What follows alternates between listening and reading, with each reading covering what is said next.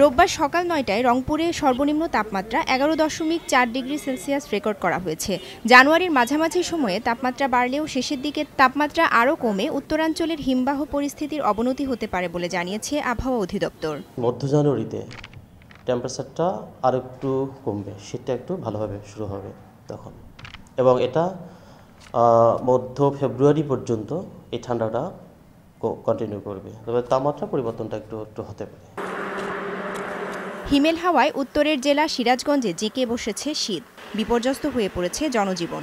ঘন কুয়াশার চাদরে ঢাকা পড়েছে জেলার রাস্তাঘাট ও ফসলি জমি। কুয়াশায় দুর্ঘটনা এড়াতে হেডলাইট জ্বালিয়ে যানবাহন চলাচল করে।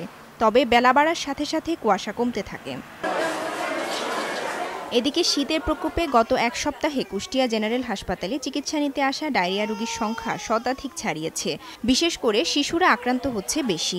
রোগীদের সেবা নিতে হিমশিম খাচ্ছে চিকিৎসকরা। আমার বাচ্চার ডায়রিয়া হয়েছে, অনেক কষ্ট করছি বাচ্চা নিয়ে, এমন ভাব হয়েছিল যে মারাই গেছে। 6 দিন যাবত এখানে বাচ্চাকে নিয়ে আসছি, চিকিৎসা তেমন কোনো উন্নতি নেই।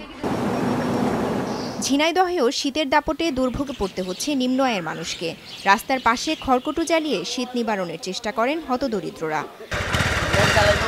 এছাড়া সাতক্ষীরা সহ দেশের বিভিন্ন স্থানে শীতের দাপটে জনজীবন বিপর্যস্ত হয়ে পড়েছে। রওজে জাবেদা ঐশী, সময় সংবাদ।